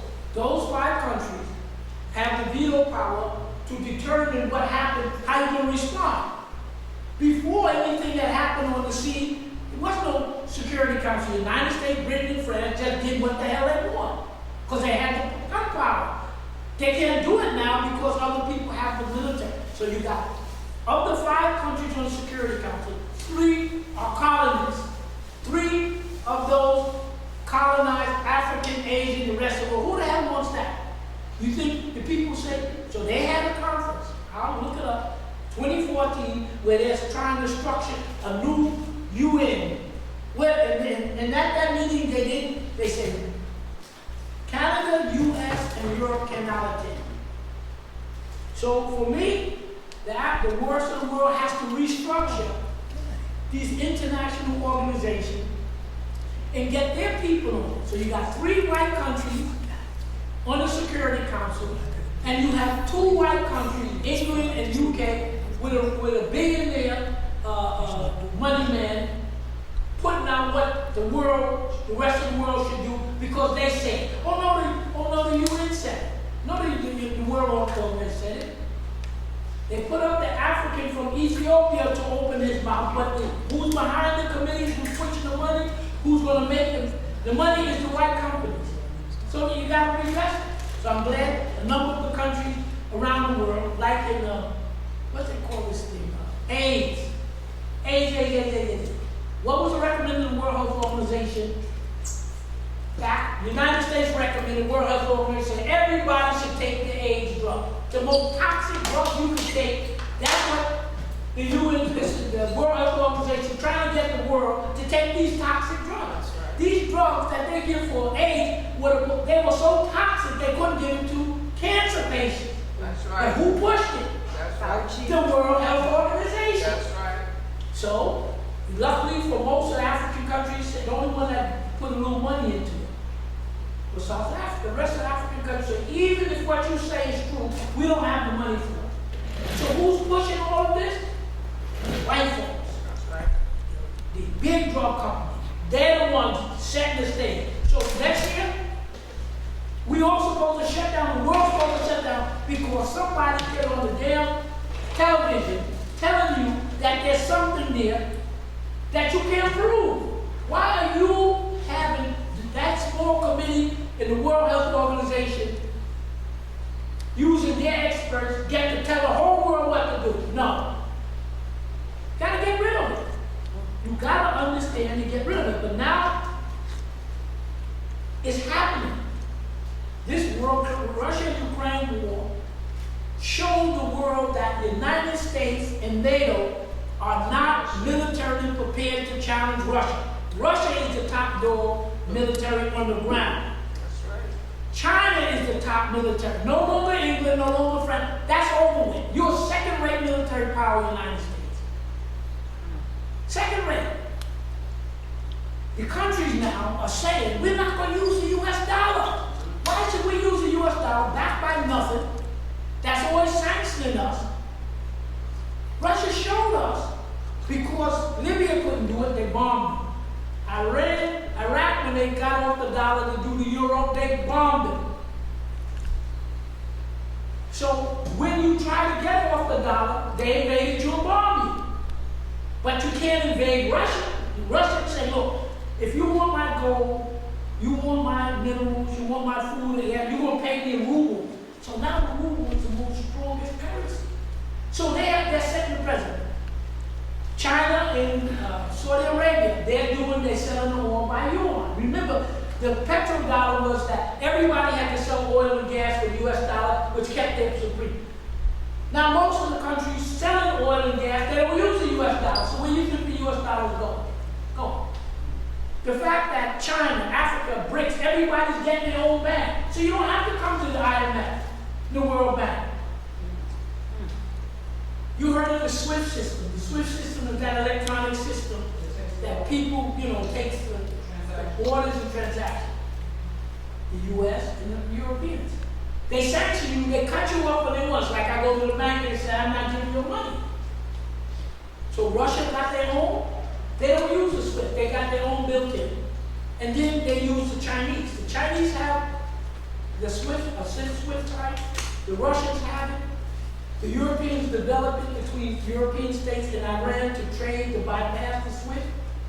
BRICS, Russia, China, India, South Africa. It was the Russia, China, India, South Africa. Who's that? Russia, China, India, South Africa. Yeah. Russia, Brazil. That country, they gonna get their own SWIFT system. So 5, 10 years, whatever it takes, who's gonna use look, if most of the world trade is gonna be done outside of the United States and the Europeans, before you had to use the dollar because it was the petrol, they had the gun. Russia's not using the dollar. Russia is selling their oil and gas in defiance of the United States. Why don't the United States bomb them like they did Gaddafi? So they're not. So when these countries, when you got China, the biggest naval, what you call it, Russia, the biggest thing, you got these big armies now. NATO's finished. So why you have to follow what they said? So Russia said, you want, so Russia's changed. Even Saudi Arabia is selling their oil to China and the ruble and the thing. The dollar's finished. Plus, this is a financial economy. It's based upon printing up money, yes. Yeah, you pointed something out early in your lecture. You were talking about the fact that you didn't go into the Juneteenth aspect, but you did mention that there was a time during the Civil War where President Lincoln made his pronouncement, the Emancipation Proclamation. And you didn't cover it too much, but you were saying that it was a threat to free Africans in rebellious states. Only. And I'm glad you pointed that out because the average black person believes that what black professors, what black scholars, what black people in authority, elected officials, businessmen say that Lincoln freed the slaves. Lincoln made it perfectly clear that it's only going to be one America. It's not going to be two Americas, the Confederate States of America and the United States of America. That was just a threat, a warning, like any gangster would do, that you can keep your slaves if you put your guns down right now. If you don't put them down right now, I'll free every black person in those rebellious states. So most people don't understand that. And so you didn't go too far into it. But the fact is, the proclamation was just an announcement that had no weight to it. If those 11 states broke away and they formed their own country called a confederacy, right? Right. The English and the French, they didn't formally recognize it. But how are you, if you, I don't know, let's talk two scholars, two lawyers. One lawyer said that Abraham Lincoln has the right to do it because they were part of the Union, and as far as Lincoln and them said, you can't break away. The other people said, the hell would you? You broke away from England. The French made it possible to break away. You can argue it any way you want. The point is that they didn't free you. They didn't free you legally. The 13th Amendment freed you legally. But what did they say at the end of it? You are out of servitude except if you are convicted of a crime. Now, I don't know what the scholars call a crime, but I know from what little I've read, they arrest you, put you in the all-white thing, convict you of the crime, then send you to jail. In other words, I interpret it as a day, a year and a day that you lose. If you lose your citizenship, you're a slave. You have to leave. Now, I'm not saying you're a lawyer, because I'm not a lawyer. Lawyers are like doctors. Doctors go to school, don't know what the hell they're talking about. Lawyers go to school, they don't know what the hell they're talking about. Just, you gotta do what's right. The fact that a piece of paper tells you you're free. except if somebody puts a charge against you and they convict you of a crime. How many African men and women were convicted of crimes by all white juries just to put them back into the chain gang, to put them back there? You know what I said. Well, most of the times, Dr. Lewis respected that there was not even a court, a real court system. They had traveling judges that traveled occasionally. 6-8 weeks they might show up to a certain location. However, when you say a crime is a felony. Technically, it's a felony or misdemeanor. That can be charged by the state or by the federal government. So, in other words, in Georgia, Alabama, Mississippi, Louisiana, all these states that invented the convict leasing program, all a white man had to say is you committed a crime. Right. He does not have to prove it. In other words, he can say, that boy right there, he can tell a sheriff, that boy right there owes me money. And the sheriff gonna lock you up on the spot. It's no court. He locks you up on the spot. All corporations got to a point where they would tell the local sheriff they need 200 workers this summer. So let me ask That sheriff. We got next question. Anybody from the Zoom got a question? No, Ray. You got, let me ask you a quick. 9:30. Okay. What I'm saying to you, what you're describing is the slave code. It's the slave So code. there was no court. If the slave code persisted, like he said, they do what you want. Oh, the judge is coming? Well, he'd been hung by that time. Or he's off to the plantation. Right. So you understand what the And the lynching judge will have the road. Ray's controlling this. Okay. He's Anybody from the Zoom audience have a question? Okay, nobody from the Zoom. Okay, she has a question. Go ahead, Aura. The whole monkeypox thing sounds eerily familiar or similar to what went on with the AIDS crisis, being that something starts out in the gay community and gay people. So,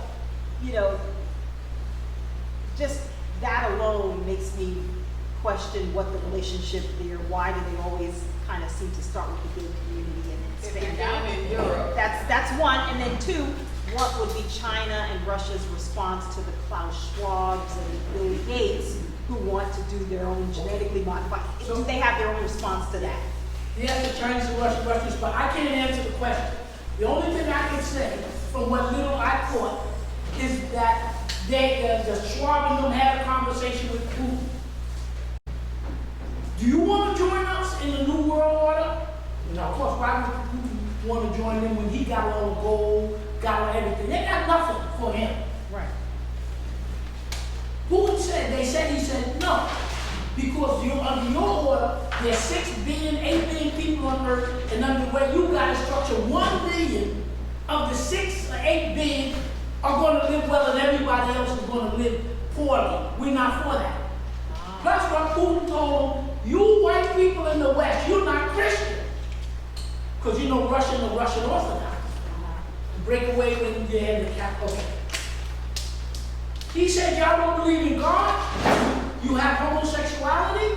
You have all of this. You are not good Christians. That's what he told me. He said, no, we ain't enough to honor you.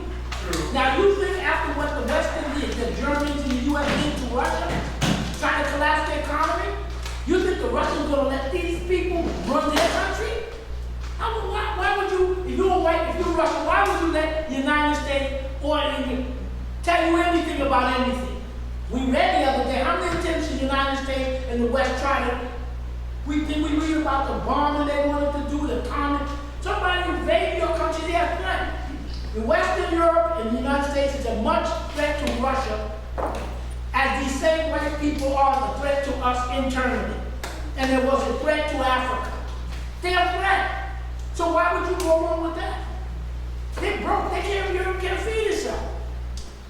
Right now they can't feed itself, they don't have any oil. People don't want to sell it to them and they can't steal it. They're breadbasket. Their backs are to the wall. Well, we're not supposed to say that because the white man is a joke. So that's what Putin said. He said, no, I have no part of you. Russia is dealing with the African Union, 54 countries. He's dealing with all of Asia. He's dealing with every everybody's backing him. Why would you need the United States when he knows better than me that everybody hates them? And the payback. For me, if I was the head of state, my medical team wouldn't listen to one damn thing that came out of the World Health Organization. Because you know what? They had no intention to help your people.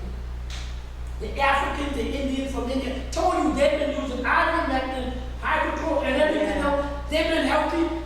The fact that you, white man, you stand on TV and tell me we're not doing it. The emergency use authorization for this injection, whether you call it a pill, it's only supposed to be used according to the law of the United States if there's no alternative. You get on the radio and I ask the question, you don't have a public health system in this country. You're not concerned about cleaning up the air, water, and food. You have no public health, and you're telling me that vaccination or stick is okay because there's no alternative? The alternative is public health. You have no public health. It's nonsense. Power and belief. If you sit down there and believe what they're saying to you, you're going to become the victim. They don't have credibility as far as I'm concerned. They prove they don't have the credibility with what their colonial activity is. I always go back to the colonial activity. You can't have that intention after killing off millions of indigenous people, tens of millions of us in Africa, maybe 100, destroy 100 of our cities. And your grandson, because he's the head of some dummy corporation, will tell you what to do? You gotta be kidding. Okay, anybody from the Zoom? Question? This is the last one. Yeah, can I ask a question, please? Quick question, let's roll. Yeah, I was trying, brother.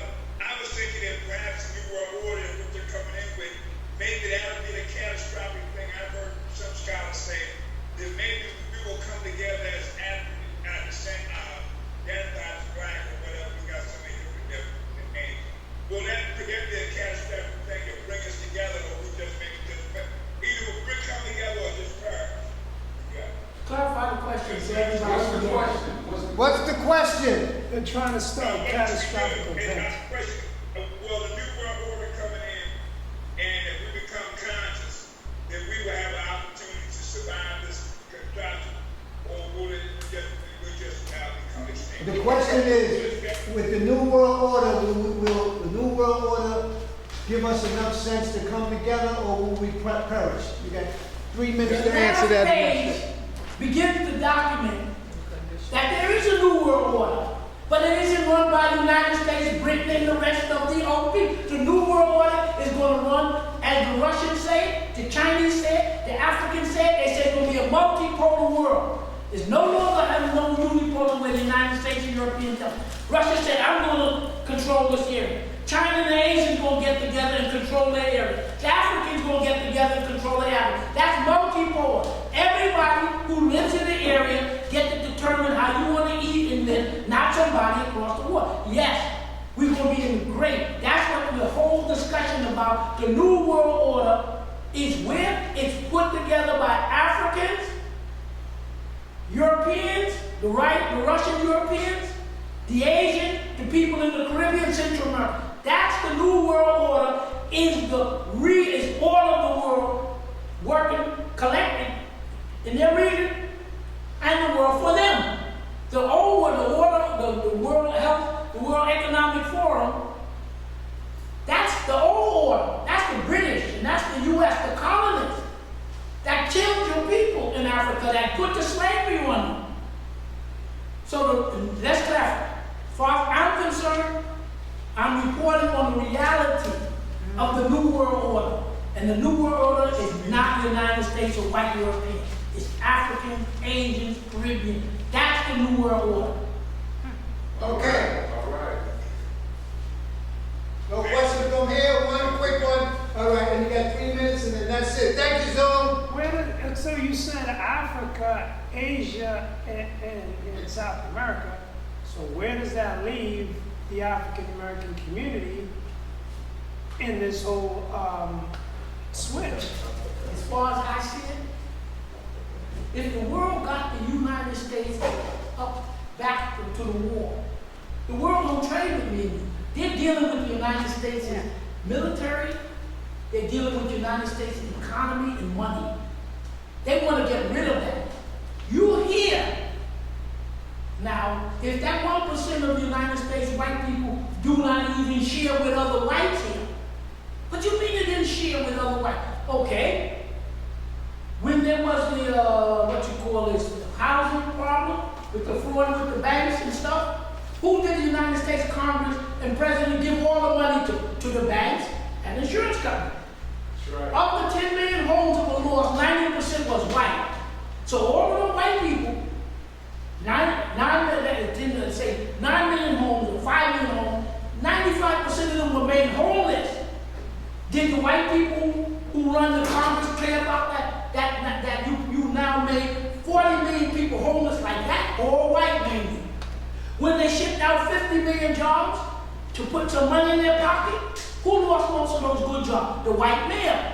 There was nothing to come back. So to me, in the last 30 or 40 years, the elite, the bankers and the corporate leaders, who are the World Economic Forum, who are the biggest trade world, they de-industrialized. They took away 50 million jobs from white men in the last 30 or 40 years. They made homeless 40 or 50 million white people. The white government. So to me, it demonstrates that the elite here doesn't give a damn any more about white folks here than they did when they brought in their slaves from England, calling them indentured servants. You got to look at the raw